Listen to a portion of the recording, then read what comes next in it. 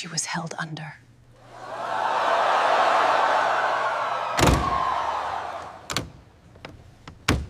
The first time the candles went out mid-sermon, no one flinched except her. But when the same hymn kept appearing in her Bible pages torn, circled in red, she realized the church wasn't trying to save her soul. It was trying to bury her past. After returning to her childhood town in rural Mississippi to care for her ailing mother, Raina Baptiste, a quiet and self-contained 33-year-old social worker, starts attending the family's longtime Black Southern Baptist church. But soon, unsettling signs begin to emerge: cryptic notes in her pew, whispers behind her back, sermons that feel oddly personal. As her mother's health declines, Raina starts losing sleep, memory, and trust. The church community she once found comfort in now feels like a stage, and she's the only one not holding a script.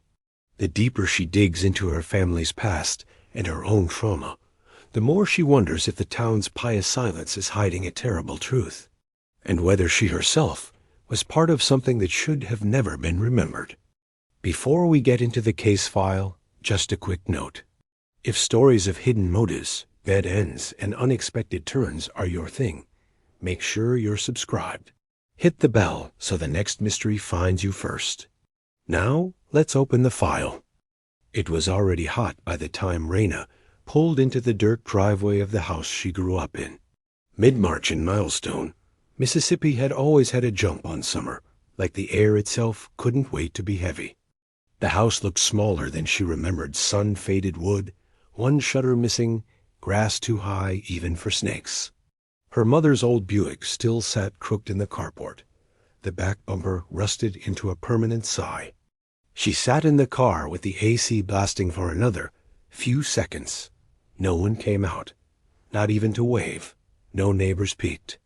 No welcome committee. But Milestone never had room for welcomes, just nods. And even those came with history. Raina stepped out, her boots crunching against gravel, her bag over one shoulder. She hadn't been back in 11 years. She entered the house with her old key, the one hidden behind the chipped brick on the porch. It smelled like heat and old lemon pledge. A lace doily clung to the back of the same leather couch, same gold-trimmed picture frames, same photos of Jesus above the mantel. Her mother was in her recliner, eyes open but unfocused, one hand curled into the armrest like it was holding a secret. "Hi, Mama," Raina said softly, easing her bag down. Her mother didn't answer, didn't blink, but she did hum. Low, off-key, almost a whisper. "Are you singing?" Raina bent closer. And sure enough, Miss Eunice was humming "Washed in the Blood." Again. Raina didn't sleep that night.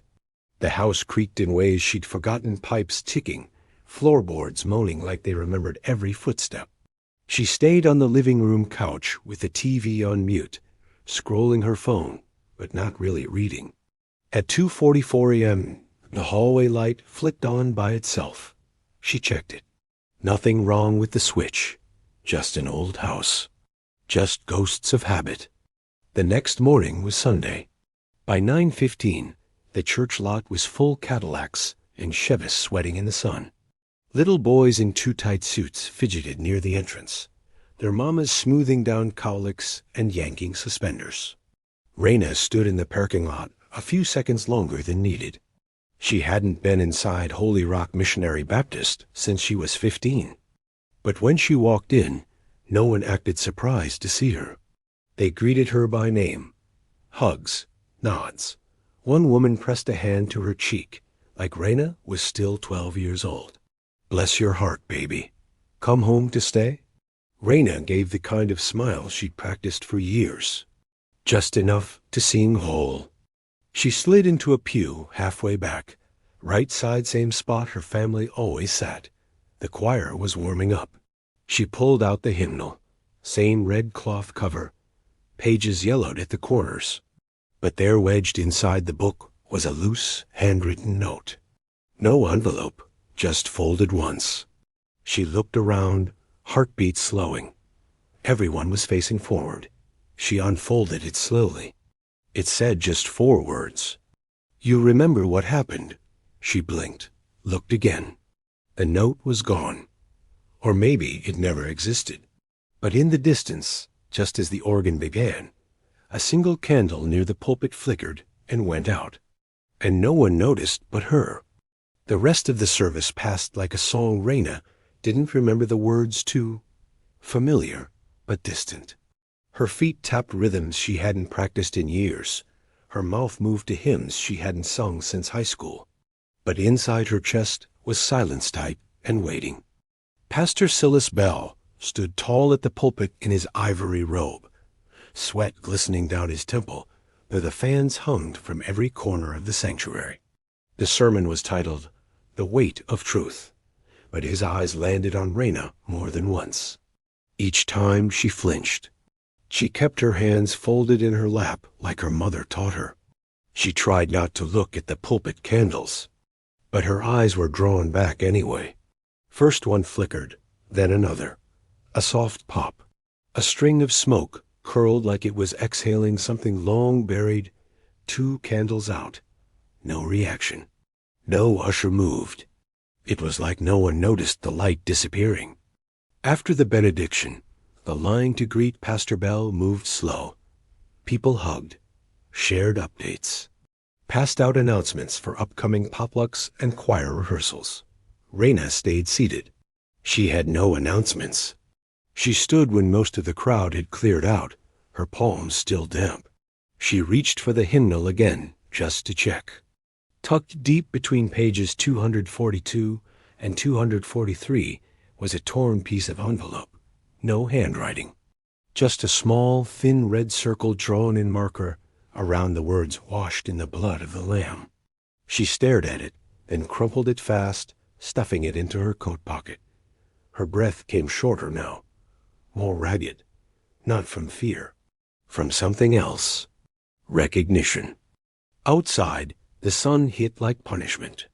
Raina squinted through the glare, making her way down the steps when she heard her name. Rai? A voice came with peppermint breath and a smile too wide for comfort. Sister Bernice Cutler, 70-something, usher board president, keeper of gossip and grits. "Baby, Lord have mercy, look at you," Sister Bernice cooed, wrapping her arms tight around Raina's shoulders before she could object. "You look just like your mama used to, back before." Well, before she stopped wearing lipstick. Raina gave another practiced smile. "Good to see you, Sister Bernice." Good to see you too, baby. I just hope this time you gon' stay. Your mama could use your help, and Lord knows this town's been quiet too long." Raina's brow lifted. "Quiet?" Sister Bernice chuckled. "Oh, don't mind me. Just talking out loud. These old bones get noisy. But you ought to come by Wednesday night service. Bible study. Real good for the soul. Lot of healing going around these days." Her eyes narrowed just slightly as she said the word healing. Raina nodded slowly. "Maybe." Sister Bernice leaned in close. Her voice softened. "You remember the second pew, right? Where you and Sherry used to sit." Raina's stomach turned. "Sherry?" Lord rest her. Y'all were like twins, but ain't it strange? You come back, and your pew's still there. Empty, like it's been waiting." Raina's lips parted, but no words came. Sister Bernice smiled again tight this time. "We remember things different when the Lord lets time pass. But pews? They don't forget where folks used to be." She gave Raina's arm one last squeeze and walked off, humming a tune that made Raina's skin crawl. It was "Washed in the Blood." That afternoon, the air inside the house felt heavier. Her mother hadn't moved from the recliner. Her old room was exactly as she left it, except cleaner, neater. A bed made, walls blank, drawers empty. Not a single photo or journal. It was like her memory had been wiped from the room. But behind the bookshelf wedged tight into the wall was something she didn't expect. A piece of masking tape, old and yellowed. On it, scribbled in faded ink, "Don't trust the choir." Raina stared at the shelf like it might offer an explanation. The bookshelf itself was still the same pale wood her grandfather built with his own hands. She remembered the scent of cedar and sweat when he'd sanded it down in the driveway. Now it stood stiff and too clean, as if someone had wiped away its past. She turned the tape over. Nothing. No date, no initials.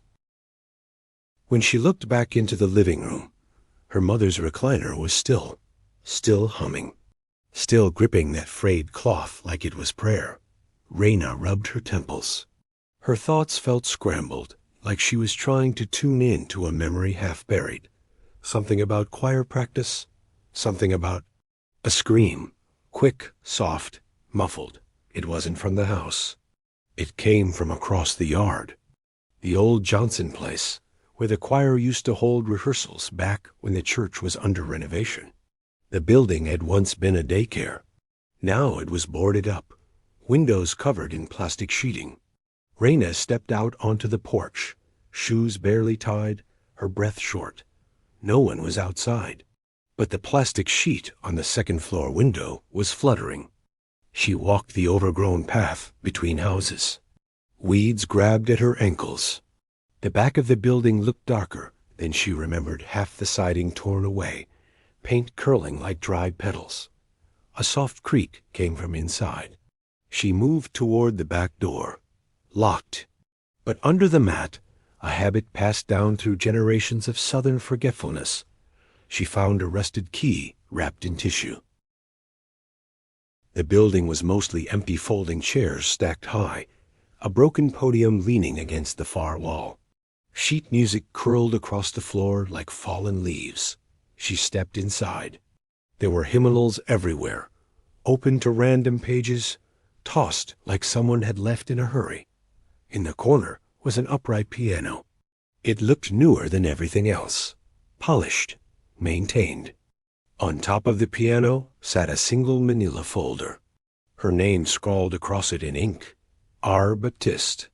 She didn't move, didn't breathe, but she opened it.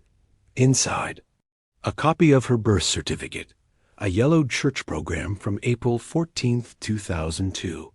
A grainy photo of her and a girl both in white choir robes. A newspaper clipping. Headline: Local teen drowns in baptism tragedy. Raina's heart stopped. The name beneath the headline: Sherry K. Hayes, age 14. Raina dropped the folder. She staggered back, breath racing. That photo, that day. Her robe had been soaked, but the memory. No, she didn't remember anyone drowning. Did she? Footsteps echoed above her. Soft, creaking. Someone else was in the building. She grabbed the folder and backed toward the door, but before she could step out, she heard it. A child's voice, faint, singing. Off-key, the same way her mother hummed. Have you been to Jesus for the cleansing power? Then silence. Then, bang, a loud, crashing sound from upstairs. She didn't look. She just ran. Back inside the house, she slammed the door and locked it behind her. Her mother still hadn't moved. Still clutching the cloth. Still humming.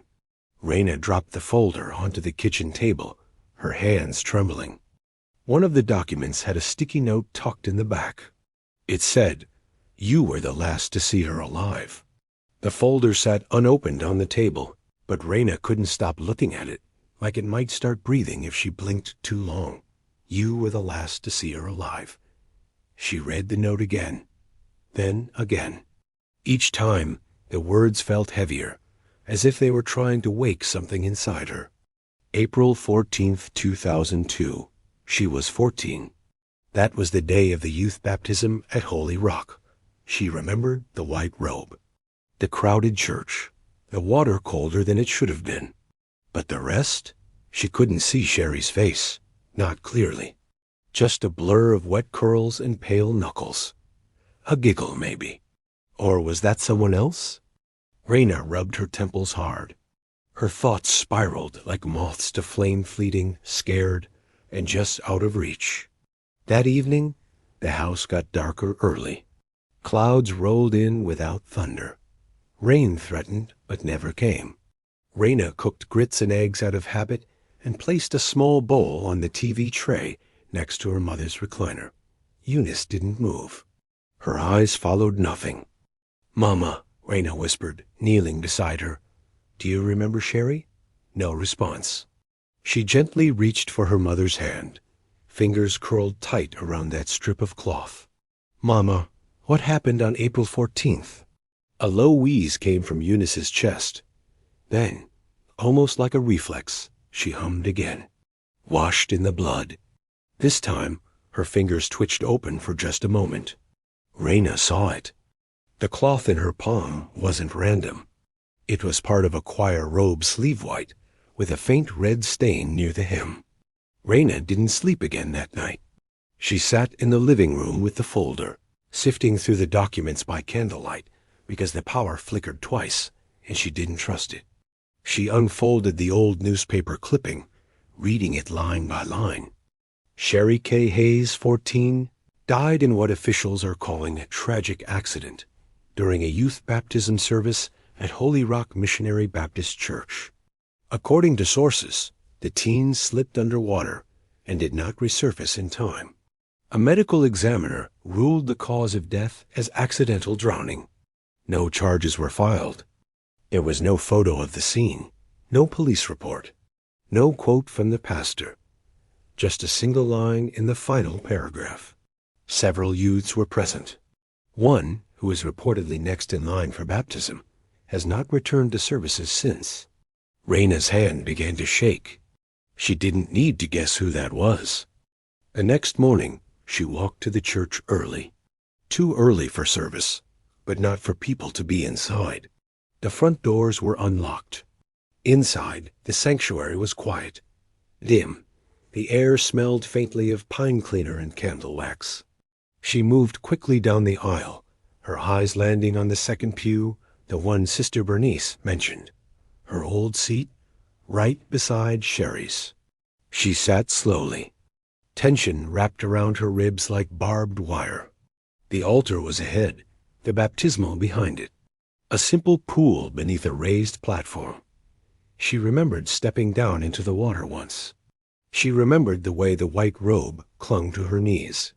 But no matter how hard she tried, she couldn't remember what came before or after.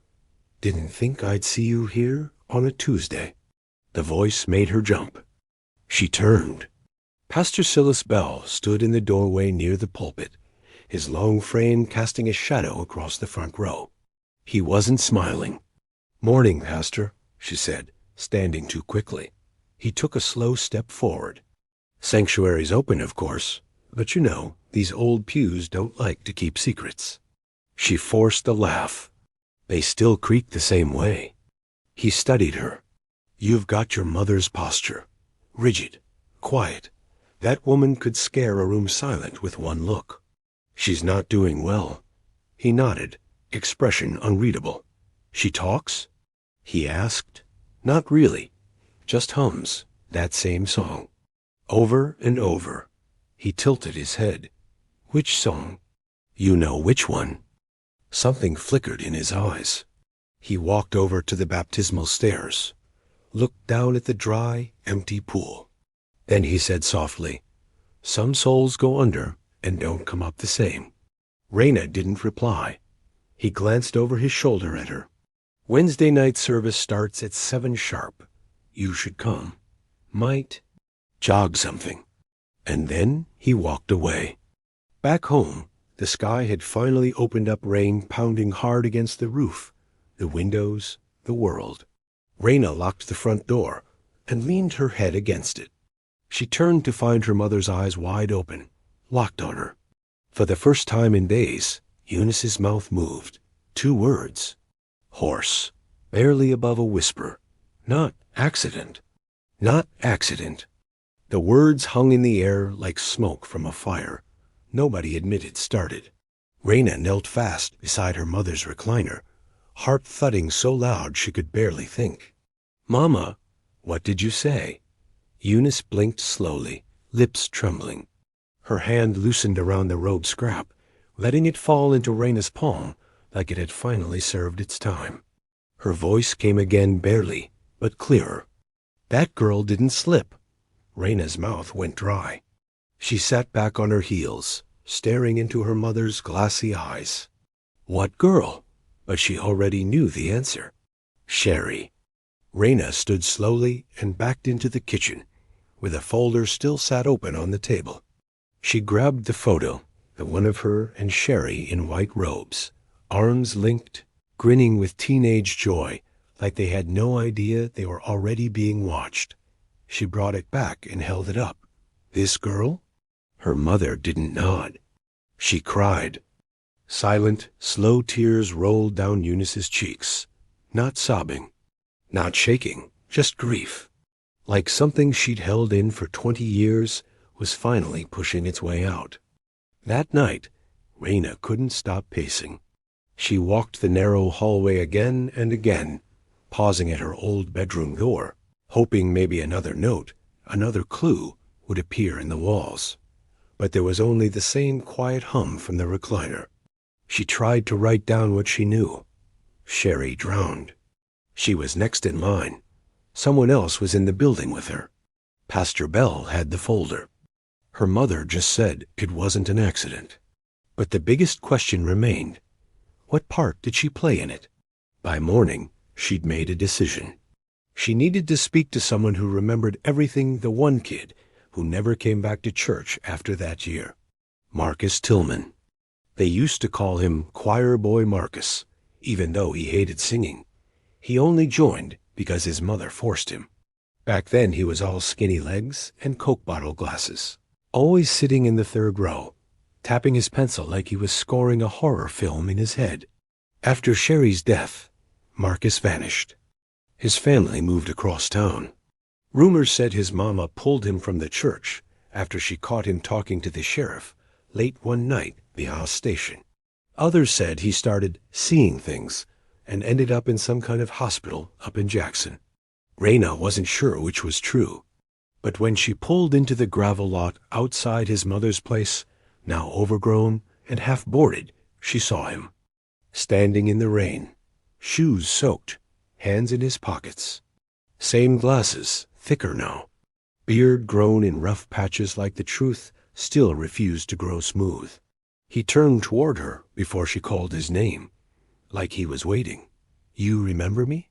she asked, stepping out of the car beneath her umbrella. He gave a faint nod. "Raina Baptiste?" She swallowed. "Can we talk?" Marcus looked her over for a long time before gesturing her to follow him under the porch awning. Rain dripped off the gutters in steady rhythm. The house smelled like damp wood and unspoken things.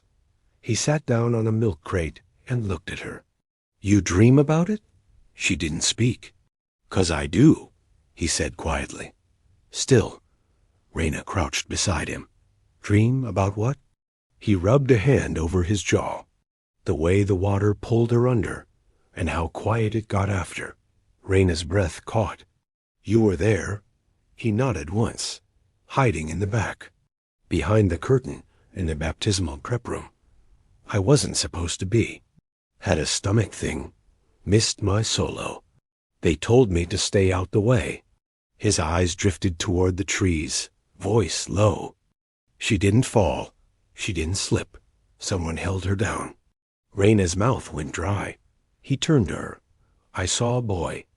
Around our age, maybe 15. He had on wet shoes. He came out the baptism pool alone. Didn't look back. Did you see his face?" "No, just the shoes. White sneakers, soaked, like he'd gone in all the way. Everyone was screaming, but he just walked out. Calm, like he didn't hear nothing." Raina's heart raced. "Why didn't you say anything?" "I did, once, to the pastor. He told me I was confused. Then my mama pulled me out the next week. Sighed Holy Rock ain't safe for dreamers." He looked at her now. "You really don't remember, do you?" Raina blinked. "What do you mean?" Marcus leaned closer. Y'all were supposed to be baptized together, you and Sherry, that morning, but you went missing right before." Raina stared at him. "No," she whispered, "that's not. I saw you come out the hallway. Your robe was already wet." Raina's breath came shallow as she sat frozen on the edge of Marcus's porch. The rain eased up, but the air stayed thick, like the storm hadn't truly left, just moved inside her. "You came out the hallway. Your robe was already wet." She wanted to deny it, wanted to say he was wrong. But Marcus wasn't the kind of boy who confused dreams with reality. Not him. Not with those eyes. Always watching. Always remembering. "I don't," she started, but her voice cracked. "I don't remember that." He just nodded. "Maybe you aren't supposed to." Raina stood. The porch creaked under her step. Her stomach churned. "I need to see the baptism record," she said suddenly. Marcus frowned. "What record? The church keeps logs. Sign-in sheets. Who got baptized? When? Who witnessed it? My mother used to organize them. She ran the youth board." Marcus stared at her a beat too long. "And you think that record's still around after all these years?" "I think if it still exists. Pastor Bell made sure it was buried." She left Marcus's house with a fresh knot of questions and a half-formed plan that made her mouth taste like copper. Back at home, her mother was asleep again, or pretending to be. Either way, she didn't speak when Raina passed through the living room. The robe scrap had fallen to the floor beside her chair, like it no longer had a purpose. Raina picked it up and tucked it in her coat pocket. That night, she waited until Holy Rock's parking lot was empty. No prayer meetings. No deacon's van. She parked in the shadows near the east side, where the choir members entered during early Sunday rehearsals. She had the key from the old Johnson building, the one labeled for rehearsal only. It clicked into the side entrance like it belonged there, like it had waited. Inside, the church smelled colder at night, less like God, more like secrets. The records room was down the back hallway behind the choir robe closet. She remembered helping her mother clean it once in 7th grade, wiping mildew off folders while she hummed, "Draw Me Nearer." Now the hallway stretched like it didn't want her back. The door to the records room was locked, but the panel above the doorframe, the one her mother always complained about not sealing right, was still loose. Raina stacked 2 old pew cushions, climbed carefully, and popped the panel with a screwdriver from her coat pocket. She slipped inside. The room was dense with paper. Cabinets full of church ledgers, faded bulletins, donation envelopes. A large gray file cabinet stood in the corner marked Sacraments. She yanked the drawer. Baptisms minus 1,995 to 2010. She flipped through each manila folder, names handwritten across tabs in clean cursive. Then she found it. April 14th, 2002. Youth Baptism Service. Inside were names, signatures, and check marks. Each baptized child had a page with their name, date, assigned deacon, and witness initials. She found Sherry's. Sherry K. Hayes 1-4. Deacon. Melvin Ross witnesses. SB, EB. Status. Incomplete. Gives incident during service. C notation. Her eyes dropped to the bottom margin. Service halted. Baptism not completed. Emergency response delayed due to miscommunication. Fatality recorded. Service to resume May 5th. Her chest tightened. Then she flipped one more page. Raina Baptist 1-4 Deacon. Space left blank. Witnesses. Space left blank. Status. Completed. No initials. No signatures. Just one word, scribbled faintly in the corner in shaky handwriting. Void. Raina's blood ran cold. She took out her phone, snapped pictures of both forms, and slid the folder back exactly as she found it. She was almost out the door when she heard it. A soft voice humming in the hallway. Off key. Have you been to Jesus? She killed her phone light and pressed her back to the wall. The humming grew louder, closer. A shadow passed just beyond the doorway, tall, lean. It paused, then kept walking. She held her breath until the humming faded. Back home, Raina stood in the kitchen, shaking. She laid the photos out across the table. 2 records, 1 death, 1 baptism, both on the same day, but only one marked void. Why? If hers had been completed, why wasn't it signed? Who performed it? And more importantly, why couldn't she remember it? In the morning, a package waited on the porch. No return label. Just her name written in bold black ink inside.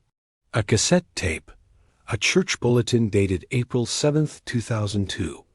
A sticky note. Before it was washed. Before it was rewritten.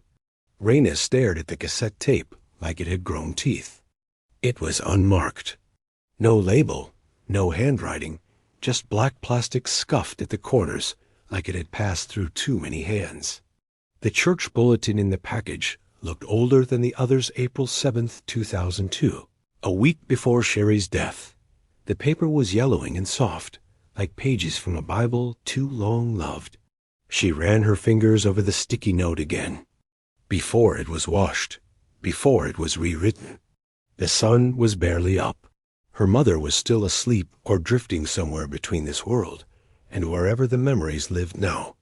The house was quiet, save for the tick of the old cat clock in the kitchen and the occasional low moan of the pipes. She rummaged through the storage boxes in the hall closet until she found it her grandfather's old tape player, the one with the worn leather strap and the play button permanently crooked. She popped the cassette in, shut the lid, and pressed play. Static, then a voice. Male, young, nervous. This is ... I don't know what this is, but I need to say it somewhere, just in case. Just in case nobody ever asks the right questions. The voice was familiar, almost. Raina sat down slowly. It wasn't supposed to happen like that. We were just messing around. It was a dare who could hold their breath the longest in the pool. That was it. It wasn't a baptism yet. The water wasn't even blessed. She felt the hairs on her arms stand. I pushed her. She slipped, but I didn't think. I thought she was playing. She always joked like that. The voice cracked. By the time I realized, she was. She wasn't breathing, and I panicked. I told the others to leave. I dragged her out and screamed for help like I just found her.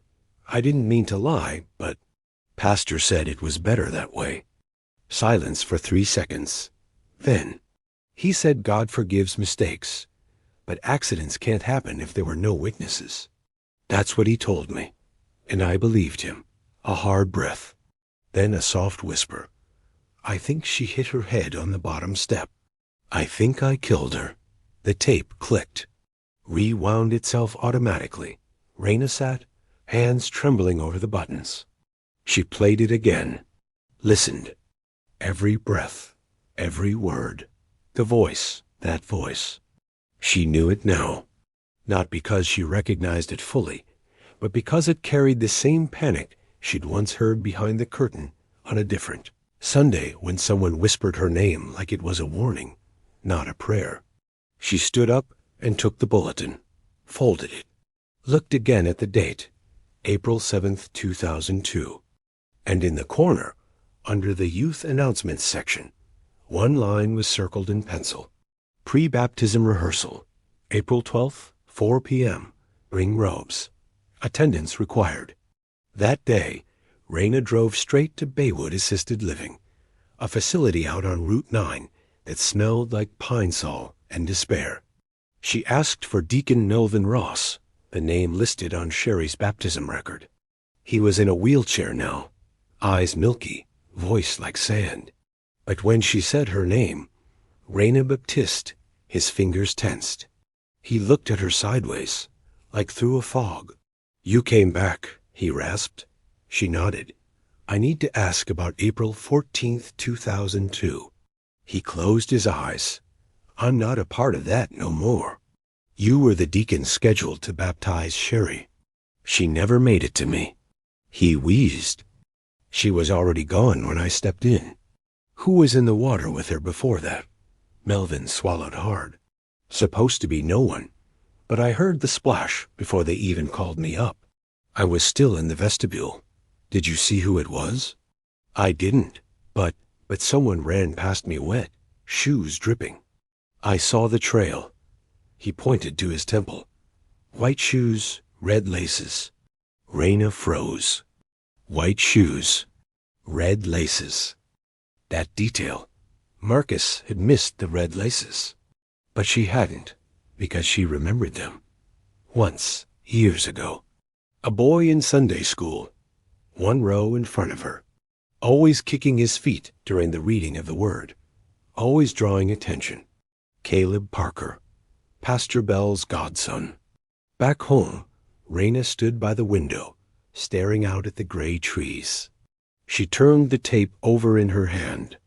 Then she opened her Bible, not to pray, to check. Page 347, the hymn that kept reappearing. "Have you been to Jesus for the cleansing power?" And there, between the pages, was something she didn't remember placing. A church photo. One she hadn't seen in decades. Youth choir, lined up in robes, smiling. Her, Sherry, Marcus. And in the back, half shaded by a curtain, was a boy in white sneakers with red laces. And someone had drawn a red circle around his feet. The circle around the red-laced shoes stared back at her like a wound. Raina held the old photo at arm's length, as if the distance might make it lie, might soften the edges of what she already knew. Caleb Parker. His name hadn't come up in years, but now it echoed through her skull like a fire alarm someone forgot to shut off. Caleb was the kind of boy who played piano with 2 fingers and smiled through punishments. Always clean, always quiet, always watching. Pastor Bell used to bring him up to the pulpit and call him Holy Rock's future. But Caleb never returned after Sherry's death. He disappeared from choir, then from school. No explanation. No going away party. Just gone.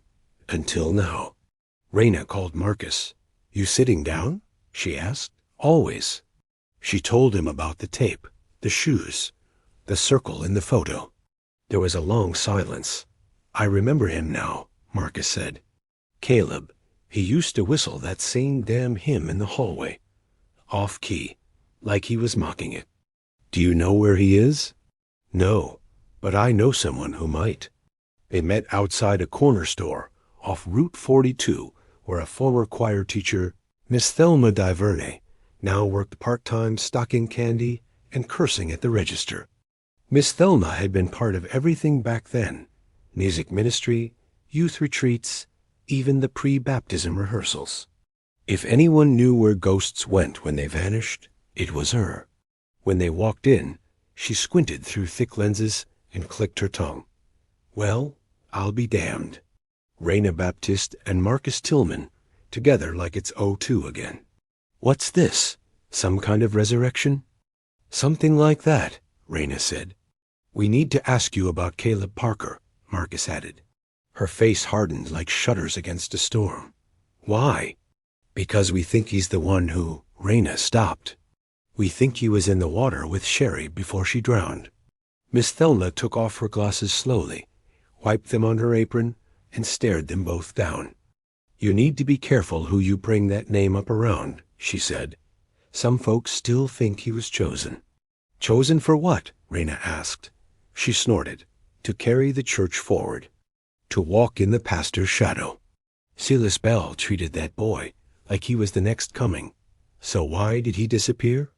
Miss Thelma hesitated.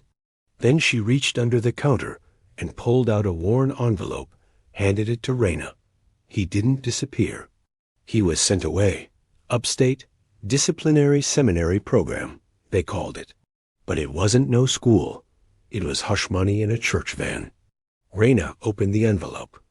Inside was a printed newsletter, the Light of Covenant Annual Report, 2003. A photo of students lined up in suits and ties. And there, third from the left, was Caleb. Same face, same posture, no smile, below his name. Accepted into ministerial guidance after a period of personal crisis and correction. Raina's mouth turned to sand. "Where is this place?" she asked. Miss Thelma's eyes narrowed. "Not far. Some say it shut down. Some say it moved deeper into the hills." Marcus folded his arms. Why would the pastor send him away instead of reporting him? Because the pastor believed in two things, Miss Thelma said. Redemption and silence. She glanced out the window. "You looking for Caleb?" Raina nodded once. Miss Thelma gave a tight breath. "Then you best get to looking quiet. Because if Silas Bell hears you stirring up old ghosts, he might decide it's time to bury the past. Permanently." That night, Raina drove alone.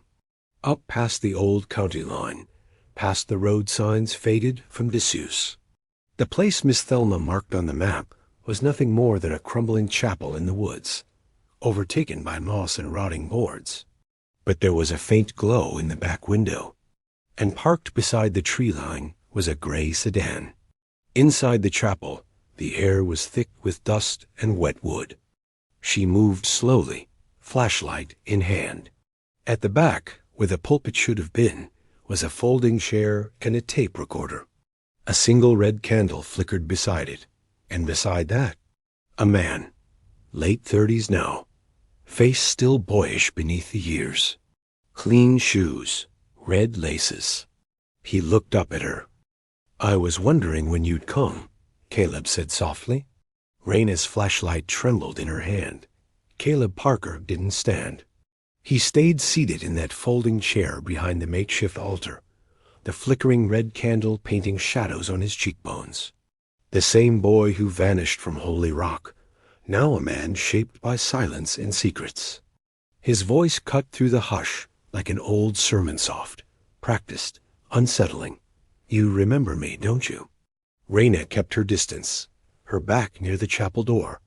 "I remember the shoes?" He smiled faintly. "Always thought they were the coolest thing I owned." Raina's jaw clenched. "You were in the water with her." Caleb looked at the candle, then back at her. "That true?" Her breath caught. "What do you remember, Raina?" She blinked. Flashes, echoes, the heavy feel of wet robes, screaming, cold water, a hand hers, grabbing another wrist under the surface, or letting go. I don't know," she whispered. Caleb leaned forward, elbows on knees. "Maybe we should stop pretending this is about her." Raina froze. He stood slowly. No sudden movements. Just smooth, deliberate steps until he stood across from her. The candle between them like a flickering truth neither wanted to hold. "You came here for answers," Caleb said, "but you already have them. They're just inconvenient." She narrowed her eyes. "You confessed on that tape." "I did." "You said you pushed her." He nodded. "I did." Raina's hand dropped to her coat pocket, brushing the recorder she'd brought, just in case. "Why?" she asked. "Why did you do it?" Caleb tilted his head. "Because Pastor Bell told me it would make me clean." Raina recoiled slightly. "What?" He chuckled, not cruelly, but like someone reliving a twisted joke. "You ever notice how he talked about sin? Not like something you fall into, more like something you burn off." He stepped back toward the altar. "I was acting out, angry, confused. The boys in town used to whisper, sighed I walked too soft, sighed I looked at the wrong things. Pastor said that kind of sin had to be washed away. That if I truly wanted to lead Holy Rock one day, I had to bury what was unclean." He looked at her. "She was part of what was unclean." Raina shook her head. "Sherry? She was your friend." "Not to him. She caught me crying in the back hallway. She said she wouldn't tell anyone, but she looked at me like I was broken, and that made it real." He stepped closer. "So when the rehearsal came, and we were in the water first, and she started laughing, just laughing, I thought not. Maybe if I could hold her there long enough, I'd kill the part of me that was afraid. The part of me she saw. The candle flickered between them. I didn't mean for her to die. Not at first. Raina stared at him, trembling. You told the pastor? Caleb nodded. Right after. I was hysterical. He didn't even blink. What did he do? He said, God sees intent, not failure. Then he made a call. Next day, I was on a bus to a place with no name. And the others? She asked. Did anyone else know? I think your mother knew, he said quietly. I think she saw something she wasn't supposed to. That's why she never spoke again. Raina swallowed hard. What about me? She asked. Where was I? Caleb looked at her long. You were in the water too. She staggered back. No, you came in after. Trying to save her. You pulled her toward the edge. But when she wouldn't come up, you let go. Raina's eyes filled. I was a child. You blamed yourself, Caleb said gently. So did I. The difference is, they let you forget. They made me remember. He stepped to a nearby drawer in the old pulpit and pulled out a stack of church folders. Baptism logs, notes, attendance sheets. I kept them, he whispered. Everything they tried to erase. Raina stared at the folder he handed her. Inside were handwritten notes, Pastor Bell's initials, schedules, even a list titled, Youth to Monitor, Behavior and Purity. Sherry's name was circled. So was hers. Why are you showing me this now? Because I know what Pastor Bell's preparing for. Wednesday night. Redemption night. He's going to baptize again, symbolically, to cleanse the new generation. But really, it's about rewriting history, about burying the last trace of what happened. Caleb turned toward the back wall of the chapel and lit a match, then another. One by one, he placed them along a row of old hymnals soaked in oil. Wait, Caleb, what are you doing? He looked at her with tears in his eyes. What we should have done a long time ago. Burn what they built on the ice. Flames licked up the hymnals. Raina backed away, coughing. You need to leave now, Raina. I'm not leaving you here. You already did once. She ran. Out of the chapel. Through the woods. Smoke curled behind her like a black ribbon of truth finally unbound. By the time she reached her car, the flames had begun climbing through the roof of the old sanctuary, roaring into the sky like a long-denied prayer. She didn't call the fire department. Not yet. Instead, she drove straight to Holy Rock, to the pastor's office, to find what he'd hidden next. The church was silent when Raina pulled into the lot. It was just past midnight. Holy Rock Missionary Baptist stood under the veil of Mississippi moonlight, tall and whitewashed, its stained glass dull against the dark sky. The familiar wooden cross atop the steeple cast a crooked shadow across the lone one when it looked like it was pointing her in. Raina had no key to the front door, but she didn't need one. She circled around to the side entrance, the same one the youth choir used during evening rehearsals. She pushed gently. Unlocked. The door creaked open like it remembered her. Inside, the church smelled of lemon oil and old lies. She moved down the main hall past photos of former pastors and youth choirs. There she was, age 13, in a frame above the drinking fountain. Standing next to Sherry, both girls smiling in white robes. Underneath, a quote from Pastor Bell, etched in brass. The water does not forget. It transforms.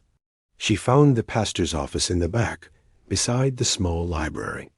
The door was locked, but the hinges were weak. With one hard push from her shoulder, it gave in. She stepped inside. The office was tidy, austere. Wooden desk, leather chair, framed diplomas on the wall. A single painting of a dove flying toward a white flame. On the desk sat a neatly stacked pile of papers and a black leather-bound book. But what caught her eye was the wooden filing cabinet tucked behind the door.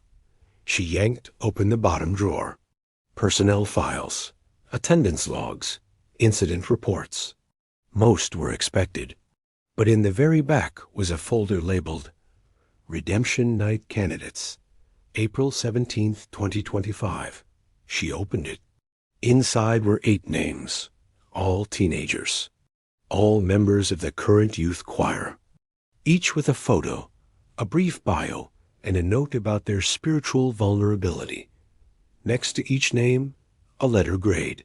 P equals pure, C equals correctable, U equals unclean. Raina's stomach turned. 4 names had been marked you, and beside those names was a final note in the pastor's handwriting. Immediate immersion required. Full submersion. No witnesses. She stood in the center of the office, folder in her hand, when she heard footsteps, not down the hall, behind her. She turned fast. Pastor Silas Bell stood in the doorway, composed, calm, in his full white robe, the same one from every baptism Sunday. He looked her over, then at the open folder. I had a feeling you'd come. Raina's mouth was dry. Her hands trembled, but she didn't drop the papers. This is what you've been doing? Grading kids on whether or not they're clean enough for God. He stepped into the office slowly. Not for God, he said, for this world, for what's coming. You, of all people, should understand that. No, she spat. I don't. I don't understand how you covered up a girl's death. How you turned a scared boy into a killer. How you let me forget it all and called that mercy. He paused beside the desk. You didn't forget, he said softly. You chose not to remember. She stiffened. What are you talking about? I saw you that day, Raina. You were in the baptismal before anyone else. You and Sherry were laughing, playing in the water like children. But when she slipped, when she went under, you froze. His voice dropped. You didn't save her? I was 14, Raina whispered. She trusted you, and so did I. You manipulated me. You manipulated all of us. No, he said, stepping closer. I protected the ones who could be redeemed, including you. I kept you from a life of guilt, gave you peace, until you came back. She reached into her coat and pulled out her phone, now recording. This ends tonight. He smiled faintly. You think they'll believe you? You think these people who've buried their own sins in this church for generations will throw away their shepherd over the bones of one child no one dares to remember? I don't need them to believe me. She held up the file. I just need them to see this. The sound of fire trucks in the distance made them both pause. Red and white lights flickered outside the stained glass windows. Someone must have seen the chapel burning in the woods. Raina took a step toward the door. Pastor Bell's voice followed her. If you expose this, he said calmly, you'll destroy more than just me. This community, your mother, even you. Do you really want to carry that burden? Raina turned. I already have. She walked out, file clutched in hand. As she stepped into the rain-lit night, the wind picked up, sending a single page from the folder tumbling down the church steps. A photo of a girl. Young, smiling. Sherry. And for the first time, Raina remembered what she'd said that day, just before the water swallowed her. If we mess up, it don't count. We can just try again, right? Sunday arrived cloaked in gray. The storm that threatened all week finally came to rest, leaving Holy Rock's yard soaked and the clouds heavy with silence. Water dripped from the church's eaves. Patches of lawn turned to mud beneath the pressure of arriving cars. Inside, the pews were packed. It was Revival Sunday, what Pastor Bell called a spiritual reckoning. The choir sang louder than usual. The ushers moved with purpose. The altar was polished, the baptismal pool filled to the brim. But something was different. There was tension in the air, a crackle, a collective inhale waiting to become a scream. And seated 3 rows from the front was Raina Baptiste. She wore a plain black coat and no jewelry. Her eyes were fixed on the pulpit. Her mother, unusually alert, sat beside her, gripping her arm in quiet solidarity. On her lap rested an envelope sealed in red wax. Marcus sat across the aisle. He gave her a small nod. Pastor Silas Bell stepped forward as the choir hummed the last note of I'll Fly Away. He spread his arms wide. Today is a day of cleansing, he began, voice strong. Of rebirth, of renewal. For the sins we've carried, the doubts we've worn, the lies we've told ourselves and others today, we rise clean. Scattered amens echoed. This evening, he continued, 4 young people will receive the water. Not just as tradition, but as declaration, to show this church what it means to be redeemed. The congregation applauded. The 4 teens, 2 girls and 2 boys, sat nervously near the front, robes folded neatly beside them. Raina stood. Her movement cut the room like a blade. I have something to say. The room fell quiet. Every head turned. A cough died in someone's throat. One of the teens looked down at their feet. Pastor Bell stiffened. Miss Baptist, perhaps after. She stepped into the aisle. No, right now. Raina walked slowly to the front, her boots clicking against the marble floor. She stopped at the base of the steps, facing the congregation. My name is Raina Baptist. Most of you knew me when I was young. You knew my mother, Eunice. You saw us here, every Sunday, every Wednesday, every fish fry and choir rehearsal. A few nods. A few eyes dropped. 23 years ago, during a youth baptism service, a girl died in this church. Her name was Sherry Hayes. Heavy and immediate. She didn't slip. She didn't drown by accident. She was held under. And everyone in charge made sure we never talked about it again. Gasps rippled. Someone whispered, Lord Jesus, under their breath. Pastor Bell took one step forward, but Raina raised her hand. I have the baptism records. I have the tape confession. I have the list of kids marked unclean for today's redemption night. She turned to face the crowd fully. These 4 children, she gestured toward the front row, were not chosen to be blessed. They were chosen to be erased, just like Sherry. Now the room erupted. A woman screamed. A man stood up and shouted, You lion! But then Marcus stepped forward and held up a second envelope.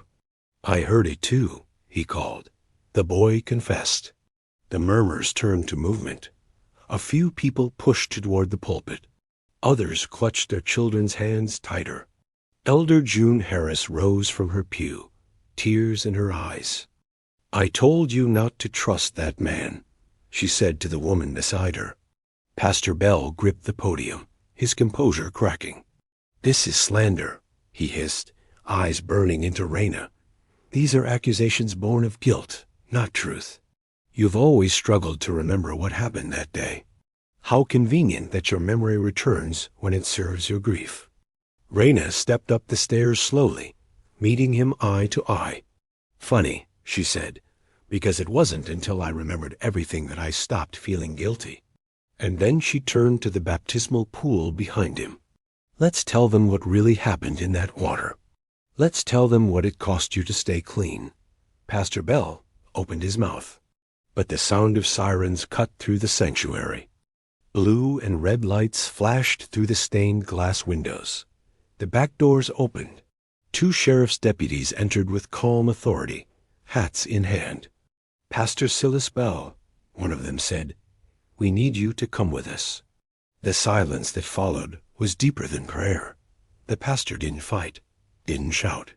He straightened his robe, turned to the congregation one last time, and said, Redemption was never meant for everyone. And then he walked down the aisle into the arms of justice. That night, the baptismal pool was drained. No one stepped into the water. Instead, the youth choir gathered in the second pew, where Raina and Sherry once sat. Marcus played the piano, fumbling the keys. They sang His Eye is on the Sparrow, slow and soft, the melody a little broken, a little off-key, but it was theirs now. And this time, no one laughed. The morning after the revival, the sun rose slow over Milestone, Mississippi quiet and pink, like the sky had been rinsed clean. Raina stood barefoot on her mama's porch, a chipped mug of chicory coffee in her hand. The robe scrap was gone buried in the garden, behind the house, beneath a new stone, marked only with an S. Sherry's initials were never carved into church marble, so Raina carved them into earth. Behind her, the old radio played softly from the kitchen WPNJ Gospel Hour, the same show that used to wake them on Sunday mornings before she learned the world didn't always save the good girls. She watched dew form on the fence line, listened to the birds stir awake, let herself breathe. The town didn't fall apart after Pastor Bell's arrest, but it didn't stay the same either. Word spread faster than prayer. Congregants demanded answers. Some left Holy Rock. Others stayed, insisting they never knew the truth, swearing the pastor's sins were his alone. The sheriff reopened the case. Sherry Hayes was no longer a name in a forgotten newspaper. Her body was exhumed. An independent autopsy confirmed what Raina had known in her bones. Water in the lungs, bruising on the wrists. A quiet violence dressed in church linen. The church board stepped down. A new interim pastor was appointed, a woman, finally. Sister Naomi Thomas, former choir director. Sharp voice, sharper eyes. She didn't preach redemption. She preached responsibility. Marcus returned to therapy. He joined a local youth mentorship program. He sent Raina a text 2 weeks later. Turns out surviving gives you a resume. She laughed for the first time in days. As for Caleb Parker, he disappeared again. His last known location was outside Jackson, boarding a bus with a new name. Raina didn't try to stop him. Didn't send police. Didn't call. Some hauntings are best left to their own ghosts. Her mother passed 3 weeks after Revival Sunday. Peaceful. No pain. Just a slow breath that never circled back. In the final days, she spoke only once, took Raina's hand and said, "You didn't let go. They made you." Raina cried into her lap that night, and her mother finally hummed a different song. The church offered to host the service. Raina declined. Instead, she held a small gathering at the house, with folding chairs on the lawn and hymns played from the speaker. Miss Thelma made cornbread. Marcus read Psalm 46 aloud. No candles, no water, just memory and warmth. Months passed. Spring became real. The Baptist garden bloomed in purple lily and wild roses. Raina stayed in the house longer than planned, fixed up the porch swing, refinished the floors. She opened a grief counseling office in town. The Second Pew. The name made some folks pause, made others nod. Teenagers stopped by after school, sat on the steps with their backpacks and heavy eyes. She never pushed them to talk, just offered lemonade and a place to sit where no one asked them to perform. On the anniversary of Sherry's death, she returned to Holy Rock. She didn't go during service. Just walked in while it was empty. No choir, no robes. Just dust motes in the stained glass light. She sat in the second pew alone, ran her fingers over the old wood, and remembered the sound of laughter right before the hymn began. Raina closed her eyes. Let the silence come. Let the light fall.